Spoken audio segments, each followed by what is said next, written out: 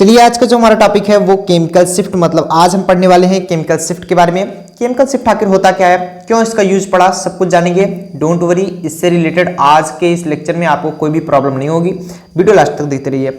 चलिए बात कर लेते हैं सबसे पहले इसमें चेंज इन फ्रीक्वेंसी। फ्रीक्वेंसी में जो चेंज आता है वो क्या होता है। सबसे पहले आप लोग लिखेंगे change in frequency. Change in frequency ये क्या होता है, चेंज इन फ्रीक्वेंसी आखिर क्या होता है। फ्रीक्वेंसी हम जानते हैं न्यू से डिनोट करते हैं, तो जो चेंज इन फ्रीक्वेंसी होगी वो हमारी डिनोट की जाएगी डेल्टा न्यू, मतलब फ्रीक्वेंसी जो होती है न्यू से रिप्रेजेंट की जाती है। जो चेंज इन फ्रीक्वेंसी होगी वो होगी हमारी डेल्टा न्यू। जो डेल्टा न्यू होगा वो हमारा new of nuclei minus nu of TMS. अब इसके बारे में हम चर्चा करेंगे, टीएमएस क्या होता है। किसी भी न्यूक्लियाई की फ्रीक्वेंसी और टीएमएस की फ्रीक्वेंसी को घटा देंगे तो हमारी चेंज इन फ्रीक्वेंसी निकलती है, जहां पर न्यूक्लियाई की फ्रीक्वेंसी गिवन होगी, आपको मालूम होगा, और टीएमएस हम एक मानक तौर पे मान लेते हैं, जहां पर लिख लेंगे वेयर, यहां पर लिखेंगे वेयर न्यू ऑफ टीएमएस को हम यहां पर रिप्रेजेंट करेंगे फ्रीक्वेंसी ऑफ, ये होती हमारी फ्रीक्वेंसी ऑफ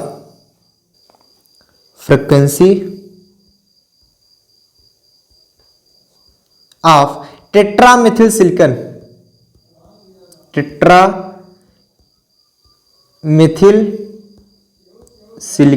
मतलब टेट्रामेथिल सिलिकॉन की फ्रीक्वेंसी कही जाती है ये टीएमएस। ध्यान से समझिएगा, टेट्रामेथिल सिलिकॉन। और टेट्रामेथिल सिलिकॉन क्या होता है ये सबको मालूम है, मतलब टेट्रामेथिल सिलिकॉन होता है हमारा SI। ध्यान से समझिएगा, टेट्रामेथिल सिलिकॉन होता है हमारा SI, और इसके चारों ओर मेथिल हम लगा देंगे CH3। मेथिल मतलब CH3 एंड CH3, इसे हम बोलते हैं टेट्रामेथिल सिलिकॉन। अब इसकी जो फ्रीक्वेंसी होगी, मतलब अगर हम निकालेंगे चेंज इन फ्रीक्वेंसी में जो चेंज होगी, किसी भी न्यूक्लियाई में जो चेंज इन फ्रीक्वेंसी आती है हम इसे मानक तौर पे हम मान लेते हैं टेट्रामेथिल फ्रीक्वेंसी से उस न्यूक्लियाई की फ्रीक्वेंसी को घटा देंगे।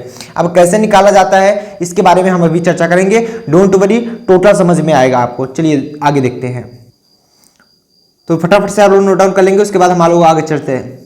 नोट डाउन कर लीजिए, फिर आगे चलते हैं। नोट डाउन कर लिए। चलिए, तो फॉर एग्जाम्पल के लिए जैसे हम लेते हैं मेथिल ब्रोमाइड। फॉर एग्जाम्पल के लिए हमने ले लिया क्या, मेथिल ब्रोमाइड, मतलब CH3Br, हमने ले लिया मेथिल ब्रोमाइड। अब मेथिल ब्रोमाइड को हमें टेस्ट करना है कि इसकी फ्रीक्वेंसी कितनी होती है, मतलब इस न्यूक्लियस की, इसके न्यूक्लियस की, मतलब CH3Br कोई कंपाउंड है, इसकी फ्रीक्वेंसी कितनी आएगी, यही हमको मेजर करना है। मान लो हम किसी एक डिवाइस से मेजर किए जो कि 60 मेगाहर्ट्ज पे काम करता है। मान लिया हमने एक डिवाइस से मेजर किया जो कि वो 60 मेगाहर्ट्ज पे काम करता है, 60 मेगाहर्ट्ज पे, और दूसरे डिवाइस पे हमने इसको टेस्ट किया जो कि 100 मेगाहर्ट्ज पे काम करता है। ध्यान से समझिएगा, समझ में आएगा।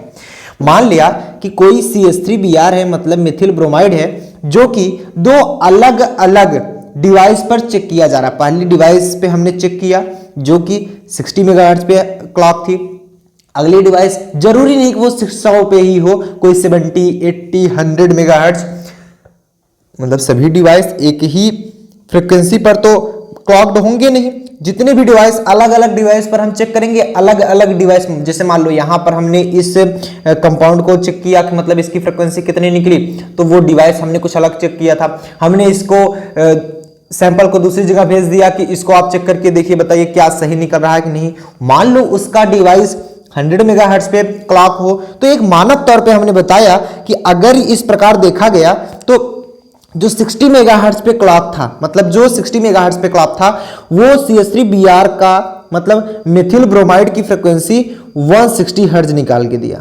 160 हर्ट्ज निकाल के दिया, ठीक। और जो 100 मेगाहर्ट्ज पे क्लॉक था वो मान लो 270 हर्ट्ज पे निकाल के दिया। अलग अलग हर्ट्ज पे ही तो निकाल के देगा, फ्रीक्वेंसी हमारी सेम तब तक नहीं निकलेगी जब तक वो सेम पर क्लॉक नहीं होगा। जैसे मान लो कोई दो डिवाइस है जिसपे में CH3Br को कैलकुलेट करना है, उसकी फ्रीक्वेंसी को कैलकुलेट करना है, तो अगर कोई भी डिवाइस हमारा, दो डिवाइस ले रहे, दो के दोनों 60 मेगाहर्ट्ज पर ही क्लॉक होंगे, तभी जाकर वो सेम फ्रीक्वेंसी बताएंगे। अगर वो अलग अलग मेगाहर्ट्ज पे क्लॉक्ड हुए तो वो अलग अलग फ्रिक्वेंसी देते हैं, ठीक, जो कि बहुत ही डिफिकल्ट वैल्यू हो गई थी। जैसे मान लीजिए हमने चेक किया तो भाई बात तो दोनों सही है, ये बता रहा था 160 हर्ट्ज सही है, 270 हर्ट्ज ये बता रहा था ये भी सही है, मतलब सही दोनों है। बट ये दिक्कत आ रही थी क्योंकि सभी डिवाइस एक ही मेगाहर्ट्ज पे क्लॉक किए नहीं जा सकते। ये जो भी मेजर कर रहा है इसके अनुसार ये सही है और इसके अनुसार ये सही है, तो बात यहीं पर फंसती है। और यहीं पर हमारा वैल्यू आता था केमिकल शिफ्ट का, जो कि हमारा एग्जैक्ट वैल्यू निकाल के देता था, चाहे जिसकी वैल्यू होती थी वो एग्जैक्ट वैल्यू निकाल के देता था। बात यहां तक क्लियर हुई सबको कि नहीं? अब इसी को सॉल्व करने के लिए हमने यूज किया केमिकल शिफ्ट। बात क्लियर है? मतलब ये अलग अलग फ्रिक्वेंसी बता रही थी, अब हमें फ्रिक्वेंसी निकालने में दिक्कत होने लगी। मतलब जिस भी डिवाइस पे बता रहे थे वो डिवाइस तो बात सही बता रहा है कि हाँ ये जैसे 60 मेगाहर्ट्ज पे क्लॉक है तो ये बता रहा है 160 हर्ट्ज होगा, ये 100 मेगाहर्ट्ज पे क्लॉक है ये बता रहा है 270 हर्ट्ज होगा। इसके लिए 100 के लिए 270 सही है, 60 के लिए 160 सही है, मतलब दो के दोनों बता तो सही रहे, लेकिन हमें तो डिफरेंट वैल्यू मिल रही है, तो हम कैसे जानेंगे कि इसकी फ्रिक्वेंसी कितनी है? इसलिए हमने यूज किया केमिकल शिफ्ट। अब यहां पर रोल प्ले करेगा केमिकल शिफ्ट। अब हेडिंग डालेंगे आप लोग केमिकल शिफ्ट। अब यहां पर हेडिंग लगा लेंगे chemical shift. Chemical shift, chemical shift क्या होता है? केमिकल शिफ्ट में हमने एक बहुत ही अच्छी तरह से एक फार्मूला डिराइव किया जो कि बहुत इंपॉर्टेंट था, बहुत सिंपल भी था। केमिकल शिफ्ट ये बताता है कि अगर हमें किसी की भी फ्रिक्वेंसी निकालनी हो, किसी भी न्यूक्लियस की या किसी भी कंपाउंड के न्यूक्लियस की फ्रिक्वेंसी हमें निकालनी हो तो हम क्या करेंगे? केमिकल शिफ्ट निकालेंगे। केमिकल शिफ्ट निकालेंगे तो कैसे निकालेंगे? वैल्यू होती है जो केमिकल शिफ्ट की, केमिकल शिफ्ट, केमिकल शिफ्ट की जो वैल्यू आती है दैट इज ए, जो कि चेंज इन फ्रिक्वेंसी थी, change in frequency, change in frequency divide by frequency of instrument, frequency of instrument, जो कि हमारा एकदम सॉल्व हो गया। अब हम वैल्यू निकालेंगे, मतलब 60 मेगाहर्ट्ज के लिए भी निकालेंगे, 100 मेगाहर्ट्ज के लिए निकालेंगे, दो के दोनों ने जो वैल्यू निकाली थी, अब के लिए हमारी केमिकल शिफ्ट की वैल्यू सेम आएगी, इंस्ट्रूमेंट। अब हम निकाल के आपको दिखा रहे हैं, ये हमारी वैल्यू निकली केमिकल शिफ्ट की। और अच्छी तरह से देखना चाहें तो जो केमिकल शिफ्ट होगा हमारा, केमिकल शिफ्ट जो होगा हमारा वो इक्वल होगा change in frequency. Change in frequency आपने क्या निकाला था? New of nucleus, new of nucleus minus nu of TMS, tetramethyl, आपको मैंने बताया टेट्रामेथिल सिलिकॉन, ठीक, TMS। चेंज इन फ्रिक्वेंसी यही तो था, हमने मानक तौर पे उसको मान लिया, divide by frequency of instrument, frequency of instrument. बात समझ में आ रही है? इंस्ट्रूमेंट, ये रहा फ्रीक्वेंसी ऑफ इंस्ट्रूमेंट, ये वैल्यू निकली हमारी केमिकल शिफ्ट की। अब हम निकालते हैं 60 मेगाहर्ट्ज के लिए भी, 100 मेगाहर्ट्ज के लिए भी। जब 60 मेगाहर्ट्ज के लिए निकालेंगे, फटाफट से इसको नोट डाउन करेंगे, नोट डाउन करेंगे आप लोग, नोट डाउन कर लिए, बहुत बढ़िया। अब वैल्यू तो यही आती है जो केमिकल शिफ्ट होता है, चेंज इन फ्रीक्वेंसी पर फ्रीक्वेंसी ऑफ इंस्ट्रूमेंट। अब चलिए हम निकाल के देखते हैं 60 मेगाहर्ट्ज, मतलब इसके लिए फ्रीक्वेंसी कितना बता रहा है केमिकल शिफ्ट, और 100 मेगाहर्ट्ज में जो क्लॉक था वो डिवाइस कितना केमिकल शिफ्ट बता रहा है। मान लो हम लिए यहाँ पर CS3BR, यहाँ पर हमने लिया है CS3BR, मतलब हम CS3BR के लिए ही यहाँ पर निकाल रहे हैं। तो चलिए देखते हैं केमिकल शिफ्ट निकालेंगे। पहले इसके लिए जो कि 60 मेगाहर्ट्ज पे क्लॉक था, उस वो जो वैल्यू बताता था उसके लिए निकालेंगे। चलिए देखते हैं, ये बताएगा जो केमिकल शिफ्ट हमारी वैल्यू निकाल के बताया, ये केमिकल शिफ्ट की जो वैल्यू बताया, shift is equal to change in frequency, मतलब nu of nucleus minus nu of TMS, इन दोनों की मानक वैल्यू ये कितना बताया 160 हर्ट्ज, 160 हमने लिख दिया, divide by frequency of instrument, instrument की फ्रीक्वेंसी कितनी थी 60 मेगाहर्ट्ज, 60 मेगाहर्ट्ज, ठीक, ये हमारा निकला है हर्ट्ज में, ये निकला है मेगाहर्ट्ज में। हर्ट्ज से हर्ट्ज कैंसिल हो गया, 0 से 0 कैंसिल।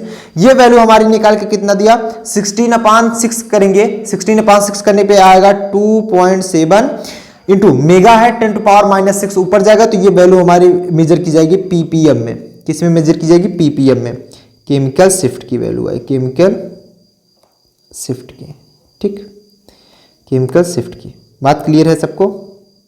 ये वैल्यू निकल के आई। अगर हम बात करें इसकी 100 मेगाहर्ट्ज की, जो कि 100 मेगाहर्ट्ज पे क्लॉक था, ये हमारी कितनी केमिकल शिफ्ट की वैल्यू निकाल दे देता है, तो यहां पर लिखेंगे जो केमिकल शिफ्ट हमारी आएगी, chemical shift is equal to, इसमें चेंज इन फ्रीक्वेंसी कितना दिया, मतलब nu of nucleus minus nu of TMS, वहां पर मानक तौर पे मान लिया गया है टेट्रा मिथिल सिलिकॉन की फ्रीक्वेंसी। टोटल ये निकाल के कितना बता रहा है, 270 हर्ट्ज। हमने मान लिया कि ये हमारी 270 हर्ट्ज डिवाइड बाय ठीक कितना, 100 मेगाहर्ट्ज। अरे भाई फ्रीक्वेंसी ऑफ इंस्ट्रूमेंट है ना, फ्रीक्वेंसी ऑफ इंस्ट्रूमेंट कितना है, 100 मेगाहर्ट्ज। मेगा में होते हैं 10⁶, ये लिख लीजिए, 1 megahertz equal to 1 megahertz equal to 10⁶ hertz. ये वैल्यू सबको याद होनी चाहिए, ठीक। 1 मेगाहर्ट्ज इक्वल टू 10⁶ हर्ट्ज। अब चलिए अब हम बात करते हैं इसको, जब हम सॉल्व करेंगे तो ये कितना आएगा, 0 से 0 कैंसिल, हर्ट्ज से हर्ट्ज यहाँ पर कैंसिल हो जाएगा, 1 मेगा बचा रह जाएगा, तो ये हो जाएगा हमारा 2.7 इंटू 10⁻, मेगा ऊपर जाएगा तो -6, और ये आ जाएगा हमारा 2.7 10⁻⁻6 को हम यहाँ पर लिखते हैं ppm। ये हमारी वैल्यू है केमिकल शिफ्ट की, बात समझ में आ रही होगी अब आपको। मतलब जो केमिकल शिफ्ट होता है ये डिपेंड नहीं करता इंस्ट्रूमेंट पर कि वो किस फ्रीक्वेंसी पर डिपेंड है, अर्थात किसी भी न्यूक्लियस के लिए केमिकल शिफ्ट की जो वैल्यू आएगी वो ऑलवेज इक्वल होगी। सो यहां तक नोट डाउन कर लीजिए, आप लोग नोट डाउन कर लीजिए फटाफट से, टेक स्क्रीनशॉट सून। हेंस यहां पर लिखेंगे क्या, लिख लेंगे hence chemical shift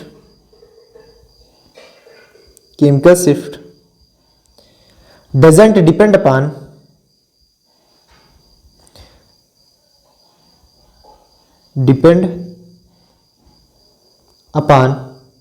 the system frequency।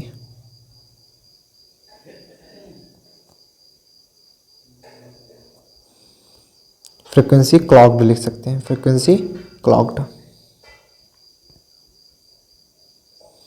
मतलब ये इस पर नहीं डिपेंड करता कि सिस्टम की फ्रीक्वेंसी किस पर क्लॉक है, वो चाहे जिस पर हो सबके लिए वैल्यू सेम आएगी। अर्थात हम इसको इससे भी अच्छी तरीके से हम यहां पर दिखा सकते हैं कि ये बताता है कि सबके लिए वैल्यू सेम होगी, मतलब जो केमिकल शिफ्ट है ये बताएगा कि जो केमिकल शिफ्ट होता है ये अलग अलग इंस्ट्रूमेंट लेने पर अलग अलग फ्रीक्वेंसी नहीं देगा, अलग अलग केमिकल शिफ्ट वैल्यू नहीं देगा। बात समझ रहे हैं, फ्रीक्वेंसी तो अलग अलग होती है, हम जब तक बात कर रहे थे फ्रीक्वेंसी की, फ्रीक्वेंसी तो अलग अलग निकल रही थी, लेकिन जब हम बात कर रहे हैं केमिकल शिफ्ट की, मतलब अलग अलग इंस्ट्रूमेंट की, अगर मान लीजिए एक ही कोई कंपाउंड है मेजर किया जा रहा है, चाहे जितने अलग अलग मशीनों द्वारा मेजर किया जाए, अलग अलग डिवाइसों द्वारा मेजर किया जाए, लेकिन सभी के लिए केमिकल शिफ्ट ऑलवेज इक्वल होगी,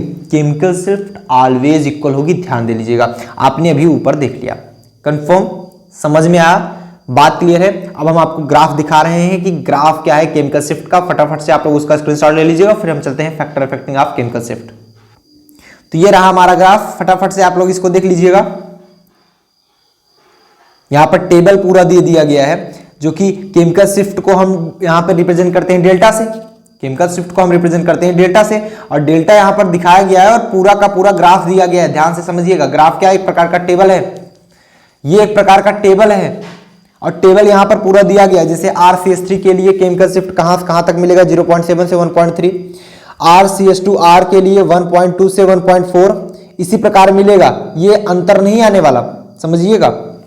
और R3CH का 1.4 से 1.7, मतलब चाहे जितना इंस्ट्रूमेंट ले लें, अलग अलग इंस्ट्रूमेंट ले लें, इसकी वैल्यू इसी के ppm के बीच में ही रहेगी, सबकी वैल्यू ppm में है, चाहे हम RC double bond C CH3 की बात करें तो 1.62 2.6 रहेगा, ठीक। तो केमिकल जो शिफ्ट है वो इसी के बीच में रहेगा। ये रहा हमारा ग्राफ, फटाफट से आप लोग इसका स्क्रीनशॉट ले लीजिए। तो हेडिंग डालेंगे अब factor affecting of chemical shift, chemical shift को प्रभावित करने वाले कारक, factor affecting of chemical shift लिखेंगे। Factor affecting of chemical shift, chemical shift को प्रभावित करने वाले कारक। कौन कौन से ऐसे कारक हैं जो कि केमिकल शिफ्ट को प्रभावित करेंगे? डालेंगे factor affecting of chemical shift, chemical shift को कौन कौन से ऐसे कारक हैं जो कि हमारे प्रभावित करेंगे? तो इसमें सबसे पहला टॉपिक आपका आता है, मतलब फर्स्ट ऐसा कारक है जो कि हमारा इलेक्ट्रोनिगेटिविटी है। सबसे पहले हेड डालेंगे आप इलेक्ट्रोनिगेटिविटी, इलेक्ट्रोनिगेटिविटी मतलब जो इलेक्ट्रोनिगेटिविटी है वो सबसे ज्यादा इफेक्ट करता है। सबसे ज्यादा क्या एक प्रकार का इसका कारक है जो कि इफेक्ट करेगा, इलेक्ट्रोनिगेटिविटी इफेक्ट करेगा। अब बात तो यही आती है कि जो अगर इफेक्ट कर रहा है तो वो डायरेक्टली प्रोपोर्शनल होगा या फिर इनवर्सली प्रोपोर्शनल होगा। बात तो यही समझ में आनी चाहिए, वो डायरेक्टली प्रोपोर्शनल होगा या फिर इनवर्सली प्रोपोर्शनल होगा। तो यहां पर लिखेंगे जो इलेक्ट्रोनिगेटिविटी होती है वो केमिकल शिफ्ट के डायरेक्टली प्रोपोर्शनल होती है, अर्थात केमिकल शिफ्ट जो होगा, chemical shift is directly proportional to the electronegativity. Electronegativity इसका मतलब समझ पा रहे हैं? अगर किसी भी कंपाउंड की इलेक्ट्रोनिगेटिविटी ज्यादा, अगर किसी कंपाउंड की इलेक्ट्रोनिगेटिविटी ज्यादा, उसकी केमिकल शिफ्ट भी ज्यादा। बात समझ रहे हैं? अगर किसी कंपाउंड की इलेक्ट्रोनिगेटिविटी ज्यादा तो उसकी केमिकल शिफ्ट भी ज्यादा, उसकी केमिकल शिफ्ट भी ज्यादा।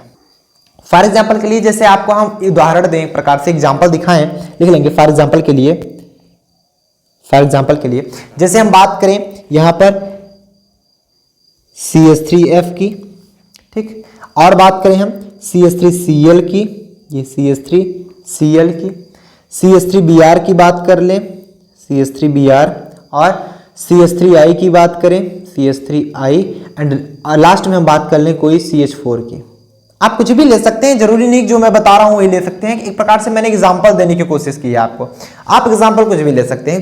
फॉर एग्जांपल के लिए हमने ऐसा बताया, तो आपको अगर हम बताएं इन सभी में इलेक्ट्रोनिगेटिविटी का ग्राफ या इलेक्ट्रोनिगेटिविटी का टेबल दिखाएं कि जो इलेक्ट्रोनिगेटिविटी होती है इसके लिए इलेक्ट्रोनिगेटिविटी, इलेक्ट्रोनिगेटिविटी CH3F के लिए इलेक्ट्रोनिगेटिविटी कितनी होती है? CH3F के लिए, CH3F के लिए आपको याद होगा इलेक्ट्रोनिगेटिविटी 4.0 होती है, ठीक। CH3F के लिए इलेक्ट्रोनिगेटिविटी जो होती है वो होती है 4.0। बात क्लियर है आपको? 4.0। एक सेकंड, आपका टेबल पूरा कंफर्म करा दिया जाए। अब देखिएगा CH3F के लिए 4.0 होती है, CH3Cl के लिए जो होती है 3.1 होती है, CH3Br के लिए 2.8 होती है। ये वैल्यू ग्राफ आपको ऐसा नहीं है कि आपको याद ही करना पड़ेगा, आप जो वैल्यू दिखाएंगे, जैसे मान लीजिए आप याद कर रहे हैं, आपको पेपर देना है, तो ये जैसे मैंने वैल्यू बताई तो आप वैल्यू थोड़ा सा दिमाग में रख लेंगे। और जरूरी नहीं भी कोई भी इतना कंफर्म भी नहीं रहता CH3Br की एग्जैक्ट वैल्यू 2.8 ही होती है, सबको इतना याद है टीचर को। आप अगर पेपर में लिख रहे हैं, जैसे मान लीजिए मानक तौर पे हमने बताया, अगर आपने याद किया बहुत अच्छी बात। आप ध्यान में रख लीजिए सबसे ज्यादा इलेक्ट्रोनिगेटिविटी कितनी होती है? फ्लोरीन की। अगर हम हाइड्रोजन की बात करें, वैसे पूरे पीरियोडिक टेबल में सबसे ज्यादा तो फ्लोरीन की होती है, सेकंड हमारा ऑक्सीजन होता है। हम अगर हाइड्रोजन की बात करें तो सबसे ज्यादा हमारी फ्लोरीन की होती है, फिर हमारे क्लोरीन की, तब ब्रोमीन की, तब आयोडीन की, इस प्रकार से। तो सबसे ज्यादा इलेक्ट्रोनिगेटिविटी किसकी होगी भाई? CH3F की होगी, फिर CH3Cl की होगी, फिर CH3Br, फिर CH3I। तो आप क्या करेंगे, कुछ पॉइंट ऐसे घटाते चले जाएंगे। जैसे मान लीजिए 4 इसका लिख दिए, इसका 3 लिख दिए, इसका 2.5 अगर याद है, 2.7 याद है तो लिख दिए, इसका 2.4 याद है तो लिख दिए। तो ऐसा नहीं है कि आपका वैल्यू यहाँ पर कट कर दिया जाएगा। तो ये चीज आप लोग ध्यान रखिएगा, थोड़ा सा इधर उधर हो सकता है। जैसे 2.8 नहीं, 2. अगर आप 7 लिख दे रहे हैं तो कोई दिक्कत नहीं, ठीक। CH3 बस अंतर आपको दिखाना है यहाँ पर। CH3I ऐसा मैं नहीं कह रहा कि आप 2.8 है तो आप 1.8 लिख कर आएंगे, तो ये गलत बात है। मतलब पॉइंट में है, जैसे 2.9 लिख सकते हैं आप, 2.7 लिख सकते हैं आप, 2.6 तक भी चल जाएगा। तो इस प्रकार से एग्जैक्ट वैल्यू अगर नहीं भी पता, थोड़ा बहुत आप इधर करके लिख सकते हैं। CH3I की होती है 2.5, बट ये एग्जैक्ट वैल्यू है, एंड CH4 की होती है 2.1। लेकिन हमने बताया कि केमिकल शिफ्ट जो होती है वो इलेक्ट्रोनेगेटिविटी के डायरेक्टली प्रोपोर्शनल होती है, मतलब केमिकल शिफ्ट बढ़ेगी तो इलेक्ट्रोनेगेटिविटी भी ज्यादा होगी। अर्थ अगर इलेक्ट्रोनेगेटिविटी ज्यादा तो केमिकल शिफ्ट ऑलवेज ज्यादा। तो सबसे ज्यादा केमिकल शिफ्ट हमारी CH3F की होनी चाहिए, और होती भी है। हमारी वैल्यू जो मिली थी केमिकल शिफ्ट की, केमिकल शिफ्ट की, अब देखिएगा इसके लिए केमिकल शिफ्ट क्या होता है CH3F के लिए, ये एक्सपेरिमेंटली निकाला जाता है। आपको कोई फार्मूला नहीं है कि आप केमिकल शिफ्ट निकाल पाओगे। हम पहले इंस्ट्रूमेंट लेते हैं, वहां पर उस कंपाउंड की फ्रीक्वेंसी देखते हैं, frequency of nucleus minus frequency of TMS, फिर उसमें से हम उस इंस्ट्रूमेंट की फ्रीक्वेंसी को डिवाइड करते हैं, फिर हमारा जो ppm में निकलता है वो हमारी केमिकल शिफ्ट आती है, मतलब 4.26 ppm, बार बार हम नहीं लिखेंगे, ppm हम सब में दिखा देंगे, आप लोग देख लीजिएगा।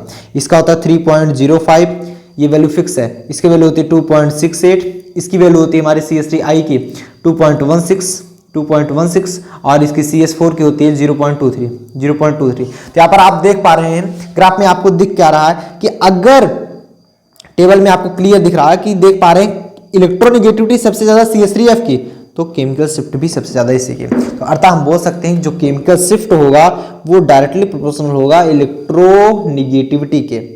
Chemical shift is directly proportional to the electronegativity. So note down कर लीजिए फटाफट से, टेक ए स्क्रीनशॉट,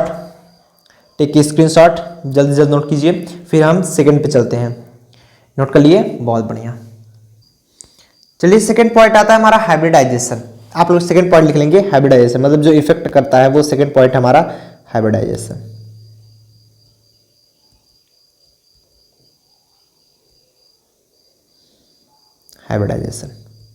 अब हाइब्रिडाइजेशन किस प्रकार से इफेक्ट करता है, चलिए उसके बारे में देख लेते हैं। बहुत इंपॉर्टेंट है हाइब्रिडाइजेशन, सैचुरेटेड के लिए तो बहुत इंपॉर्टेंट है, और सिंपल भी है सैचुरेटेड वाला।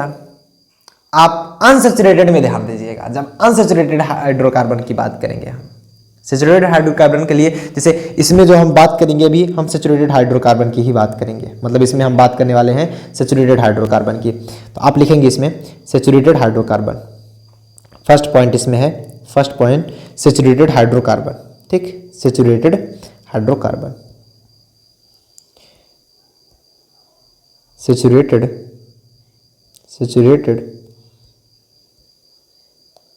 हाइड्रोकार्बन, ये पहला पॉइंट है सैचुरेटेड हाइड्रोकार्बन। दूसरा पॉइंट हम बात करेंगे अनसैचुरेटेड हाइड्रोकार्बन के लिए। सैचुरेटेड हाइड्रोकार्बन तो बहुत सिंपल है, कुछ भी नहीं करना है इसमें। सैचुरेटेड हाइड्रोकार्बन का मतलब आप लोग समझते होंगे। सैचुरेटेड हाइड्रोकार्बन ये बोला जाता है, जैसे मान लीजिए आपको बोल दिया गया, मतलब डबल बॉन्ड ना हो, पाई बॉन्ड ना हो, जिसमें no pi bond, saturated hydrocarbon को बोलेंगे नो पाई बॉन्ड, इधर कोई बॉन्ड नहीं होता, ओनली हैव सिग्मा बॉन्ड, मतलब ऐसे कंपाउंड जिसके पास कोई भी पाई बॉन्ड ना हो, those compound which have no any pi bond, only have sigma bond, that's called saturated hydrocarbon. For example के लिए आपको दिखाएं, जैसे आपको हम मेथेन की बात कर लें, CH4, ये सैचुरेटेड हाइड्रोकार्बन है, ठीक।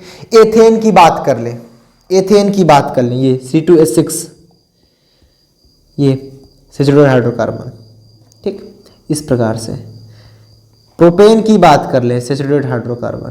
तो ये सब हमारे सैचुरेटेड हाइड्रोकार्बन, मतलब इधर कोई भी पाई बॉन्ड नहीं होने वाला, इधर होगा तो सिर्फ और सिर्फ सिग्मा बॉन्ड होगा, मतलब इधर सिर्फ हमारा सिग्मा बॉन्ड ही यूज होने वाला है, ठीक। हम बात कर रहे हैं सैचुरेटेड हाइड्रोकार्बन की, चलिए बात कर लेते हैं सैचुरेटेड हाइड्रोकार्बन की। तो हम यहाँ पर बात करें हाइब्रिडाइजेशन की, तो हाइब्रिडाइजेशन में देखेंगे कि इसमें 1 डिग्री हाइड्रोजन है, 2 डिग्री हाइड्रोजन है, 3 डिग्री हाइड्रोजन की हम सिंपली बात कर लेते हैं। जैसे मान लीजिए सपोज दैट हमने एक एग्जाम्पल लिया, ये कार्बन HC, ठीक। किसी भी हाइड्रोजन की बात करेंगे, वो जिस कार्बन से जुड़ा है वो दूसरा अन्य एक कार्बन से जुड़ा है, मतलब एक कार्बन से जुड़ा है, तो ये होगा हमारा 1 डिग्री हाइड्रोजन, ठीक। अगर हम बात करें यहीं पर C एंड H, तो देख रहे हैं जो हाइड्रोजन है, चाहिए वाला, वो जिस कार्बन से जुड़ा है वो 2 अन्य कार्बन से जुड़ा है, तो ये होगा 2 डिग्री हाइड्रोजन। अगर हम यहीं पर बात कर लें C C C and H। ये जो हाइड्रोजन है ये जिस कार्बन से जुड़ा है वो 3 अन्य कार्बन से जुड़ा है, तो ये होगा हमारा 3 डिग्री हाइड्रोजन, 3 डिग्री हाइड्रोजन। तो इसके लिए जो केमिकल शिफ्ट का आर्डर होता है, order of chemical shift note कीजिएगा, जो आर्डर ऑफ केमिकल शिफ्ट, जो केमिकल शिफ्ट का आर्डर होता है that is equal to, order अगर देखें तो वो होता है हमारा 3 डिग्री का सबसे ज्यादा केमिकल शिफ्ट होगा, मतलब इसका, ठीक, फिर वो उससे कम होगा हमारा 2 डिग्री का, एंड सबसे कम होगा हमारा 1 डिग्री का आर्डर ऑफ केमिकल शिफ्ट, मतलब सबसे ज्यादा हमारा 3 डिग्री का होगा। जिसका हाइब्रिडाइजेशन ज्यादा उसका, जिसका हाइब्रिडाइजेशन ज्यादा उसका केमिकल शिफ्ट भी ज्यादा। तो अतः हम यहां पर लिख सकते हैं अगर हाइब्रिडाइजेशन ज्यादा जिसका, उसका हमारा केमिकल शिफ्ट भी ज्यादा। तो यहां पर हम लिख सकते हैं जो हाइब्रिडाइजेशन होगा, hybridization is directly proportional to the chemical shift, chemical shift. जैसे इसके पहले देखे थे जो हमारा केमिकल शिफ्ट था वो किसके डायरेक्टली प्रोपोर्शनल था, इलेक्ट्रोनेगेटिविटी का। वैसे हमारा हाइब्रिडाइजेशन की भी होता है, जिसकी हाइब्रिडाइजेशन ज्यादा उसका केमिकल शिफ्ट ज्यादा। ये 3 डिग्री हाइड्रोजन है, ये 2 डिग्री हाइड्रोजन, ये 1 डिग्री हाइड्रोजन। इसका आर्डर ऑफ हाइब्रिडाइजेशन बोल सकते हैं, ज्यादा है तो ये बोल सकते हैं हम केमिकल शिफ्ट भी ज्यादा। नोट कर लीजिए फटाफट से। क्लियर हो रहा है, सबको समझ में आ रहा है, बहुत बढ़िया। अब हम बात करते हैं अनसैचुरेटेड हाइड्रोकार्बन की। सैचुरेटेड वाला तो सबको समझ में आ गया होगा। बात करते हैं अनसैचुरेटेड हाइड्रोकार्बन, जहां पर पाई बॉन्ड पाए जाते हैं। तो हेडिंग डालेंगे अनसैचुरेटेड। फर्स्ट तो आप हेडिंग डाले थे सैचुरेटेड, सेकंड हेडिंग डालेंगे unsaturated hydrocarbon, unsaturated hydrocarbon, unsaturated hydrocarbon. ठीक, अनसैचुरेटेड हाइड्रोकार्बन क्या होते हैं पहले आपको हम समझा दें। अनसैचुरेटेड हाइड्रोकार्बन आखिर होते क्या हैं। अनसैचुरेटेड हाइड्रोकार्बन में देखेंगे ऐसे हाइड्रोकार्बन, लिख लेंगे those hydrocarbon, those hydrocarbon which have pi bond, pi bond. Pi bond तभी होगा जब हमारा सिंगल बॉन्ड ना होकर के डबल बॉन्ड होगा, डबल बॉन्ड अथवा ट्रिपल बॉन्ड होगा, ट्रिपल बॉन्ड। मतलब अगर किसी भी हाइड्रोकार्बन में डबल बॉन्ड आए या फिर ट्रिपल बॉन्ड आए तो वो उस पे हमारा पाई बॉन्ड पाया जाएगा, और पाई बॉन्ड पाया जाएगा तो वो हमारा कहलाएगा अनसैचुरेटेड हाइड्रोकार्बन, अनसैचुरेटेड हाइड्रोकार्बन। और यहां पर देखेंगे जो पाई बॉन्ड होगा ये इफेक्ट करता है केमिकल शिफ्ट को। नोट कर लीजिएगा, नोट पॉइंट लिख लीजिएगा। Pi bond also affect the chemical shift, मतलब ये केमिकल शिफ्ट को डिफेक्ट करता है, मतलब केमिकल शिफ्ट को इफेक्ट करेगा ये केमिकल शिफ्ट। ठीक, केमिकल शिफ्ट बात क्लियर हो रही है। मतलब जो पाई बॉन्ड होता है वो केमिकल शिफ्ट को डिफेक्ट करता है, ये हमेशा याद रखिएगा। केमिकल शिफ्ट के वो रेंज को बढ़ा देता है।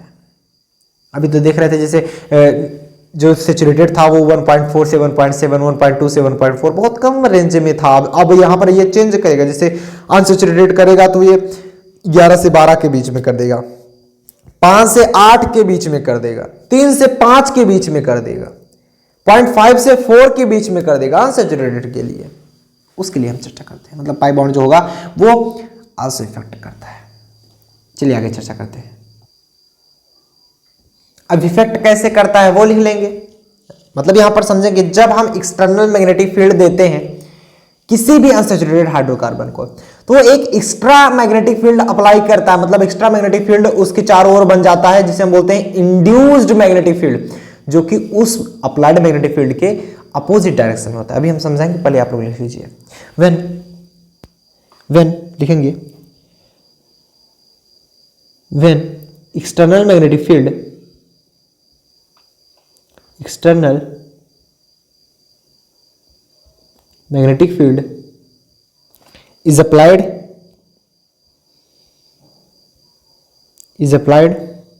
on the unsaturated hydrocarbon. Unsaturated मतलब आप समझ गए हैं, जिसमें डबल बॉन्ड या फिर ट्रिपल बॉन्ड हो। अनसैचुरेटेड हाइड्रोकार्बन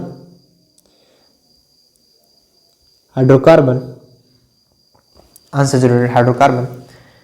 तो जब हम कोई एक्सटर्नल मैग्नेटिक फील्ड जिसे हम रिप्रेजेंट करते हैं बी नॉट से, आप बी नॉट से रिप्रेजेंट कर देंगे इसे, एक्सटर्नल मैग्नेटिक फील्ड को हम यहाँ पर दिखा देते हैं। एक्सटर्नल मैग्नेटिक फील्ड को हम यहाँ पर रिप्रेजेंट करते हैं बी नॉट से। ये देखिएगा बी नॉट से, मतलब जब एक्सटर्नल मैग्नेटिक फील्ड अप्लाई की जाती है अनसैचुरेटेड हाइड्रोकार्बन पे, तो होता क्या है, तो ये क्या करता है, एक नया मैग्नेटिक फील्ड का निर्माण करता है। इट फॉर्म, तो या फिर लिख सकते हैं देयर वाज या देयर आर लिख सकते हैं, there are induced magnetic field is formed, there are a new magnetic field. और न्यू मैग्नेटिक फील्ड आती कैसे है, न्यू मैग्नेटिक फील्ड आती कैसे है, उसके चारों ओर इलेक्ट्रॉन्स रहते हैं। जैसे मान लीजिए हाइड्रोकार्बन है, मान लीजिए यहां पर हमने ले लिया कोई हाइड्रोकार्बन है बेंजीन, मान लिया हमने ले लिया यहां पर कोई बेंजीन, ये देखिएगा कोई हमने ले लिया बेंजीन, ठीक, ये रहा हमारा बेंजीन। अब इस पर अगर हम एक्सटर्नल मैग्नेटिक फील्ड दे रहे हैं, ये देखो एक्सटर्नल मैग्नेटिक फील्ड दे रहे हैं, मान लो ये बी नॉट हमने एक्सटर्नल मैग्नेटिक फील्ड दिया।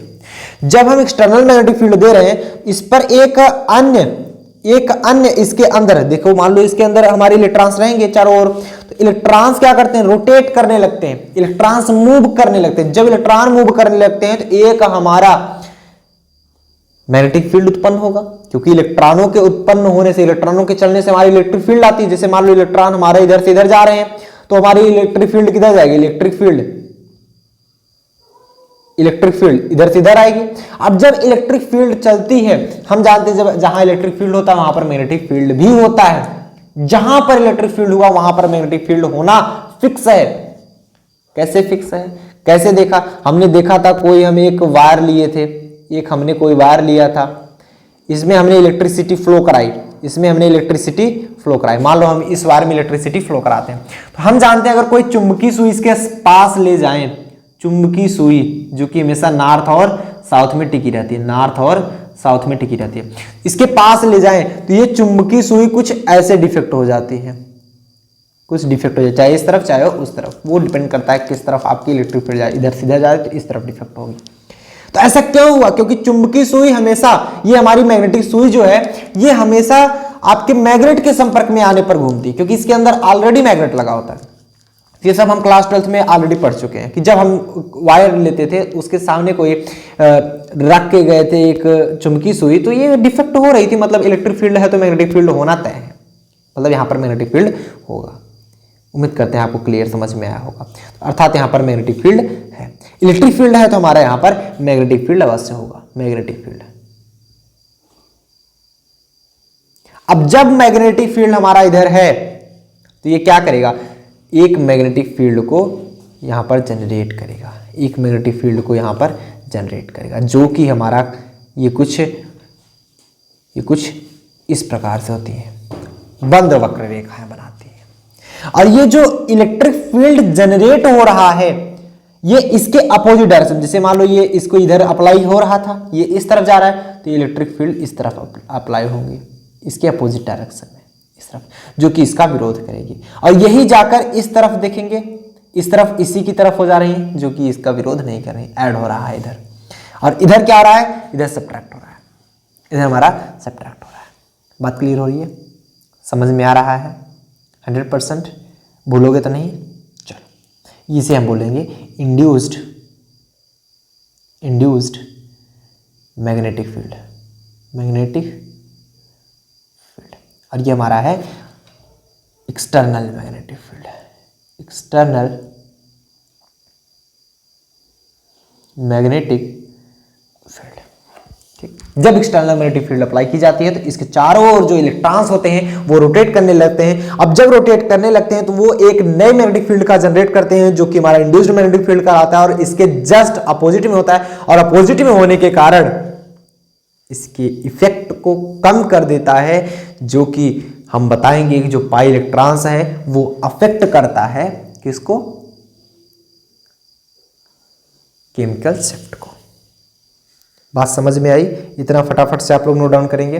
अगर चाहें तो आप हम इसको लिखवा दें, अगर आप चाहें हम इसको पॉइंट आपको नोट करा दें। चलिए, अनसैचुरेटेड हाइड्रोकार्बन पे जब ये अप्लाई किया जाता है तो जो आउटर मोस्ट के इलेक्ट्रॉन होते हैं वो रोटेट करने लगते हैं। तो रोटेट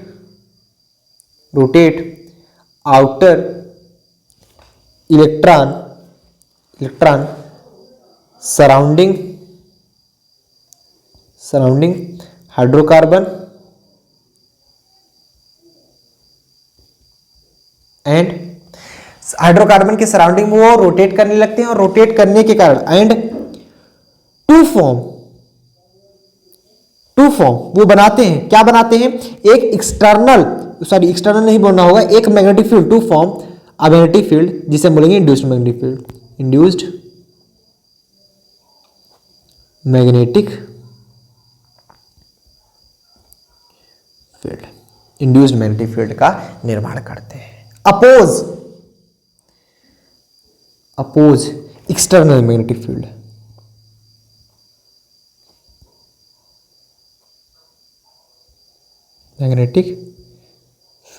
जो कि एक्सटर्नल मैग्नेटिक फील्ड का विरोध करता है। आप यहां पर देख पा रहे हैं कि जब ये हाइड्रोकार्बन लिया गया, ये अनसैचुरेटेड हाइड्रोकार्बन मतलब ये बेंजीन लिया गया, तो ये देख पा रहे हैं इसके जो चारों ओर तक के इलेक्ट्रॉन थे ये रोटेट करने लगे और जैसे ही ये रोटेट करने लगे तो ये इलेक्ट्रिक फील्ड का जनरेट करेंगे। इलेक्ट्रिक फील्ड जनरेट करेंगे तो ये ऑलरेडी मैग्नेटिक फील्ड भी बनाएंगे और मैग्नेटिक फील्ड बनाने के कारण ये जो मैग्नेटिक फील्ड बना रहे थे ये अपोज कर रहे थे, oppose of external magnetic field. मतलब एक्सटर्नल मैग्नेटिक फील्ड हमारा इस तरफ जा रहा था तो ये अपोज कर रहे थे, मतलब इसके अपोजिट में देख रहे हैं ना, ये अपोजिट में लग रहे हैं, इसके जस्ट अपोजिट होते हैं जो कि इसकी वैल्यू को कम कर देते हैं और यही हमारा इफेक्ट करता है, मतलब pi bond effect upon of the unsaturated chemical shift. So note down कर लिए फटाफट से। तो यहां पर आप दिखा देंगे, हमने कोई एक बेंजीन लिया था, आप थोड़ा साफ सुथरा फिगर बना लेंगे, आगे हम फार्मूला ड्राइव करा रहे हैं। तो क्या किए थे, हमने कोई एक बेंजीन रिंग लिया था कुछ इस प्रकार से, ये ठीक।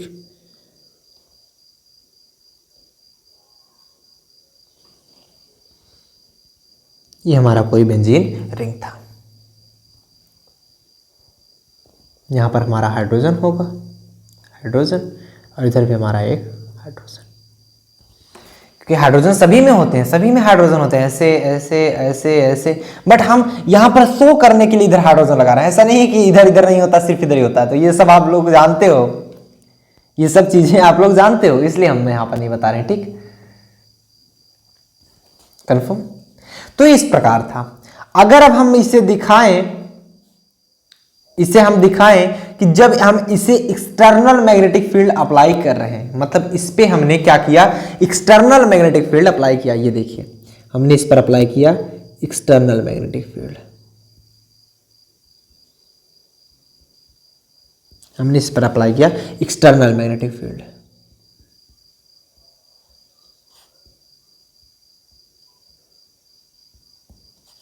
मैग्नेटिक फील्ड जिसे हम रिप्रेजेंट करेंगे H0 से भी रिप्रेजेंट किया जाता है, B0 से भी रिप्रेजेंट किया जाता है। आपकी जो इच्छा हो आप रिप्रेजेंट कर सकते हो। किसी किसी बुक में H0 से ही रिप्रेजेंट किया गया, किसी किसी बुक में B0 से। वो ऐसे नहीं है कि मतलब H0 लिख दोगे तो गलत हो जाएगा, कोई बात नहीं।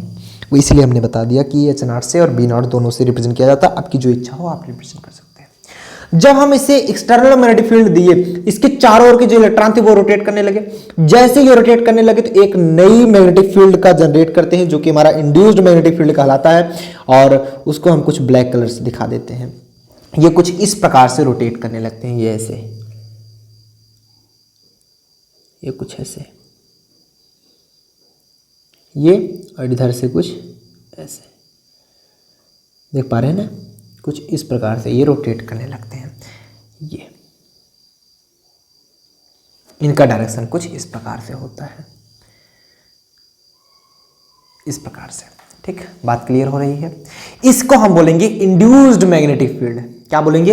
Induced magnetic field, induced magnetic field, इसे हम बोलेंगे इंड्यूस्ड मैग्नेटिक फील्ड। ये तो हमारा एक्सटर्नल मैग्नेटिक फील्ड है ही। तो ये क्या कर रहा है? इसके इफेक्ट को कम कर रहा है। और ये क्या हमारा रिंग स्ट्रक्चर है, ये हमारा रिंग स्ट्रक्चर है, आप लोग समझ लेंगे। It is a ring structure, it is a ring structure, ring structure, वो सब लोग जानते हो। इसको लिखना कोई ज़रूरी बात नहीं थी, लेकिन हम लिखते रहे हैं। ये हमारा रिंग स्ट्रक्चर था। ठीक, अब होगा क्या?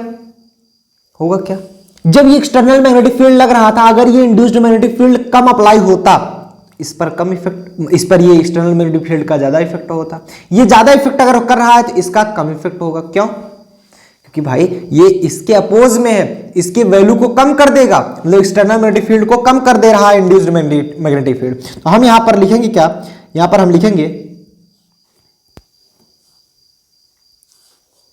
यहां पर हम लोग लिखेंगे क्या? लिखेंगे कि टोटल इफेक्टिव मैग्नेटिक फील्ड, लिखेंगे टोटल इफेक्टिव मैग्नेटिक फील्ड,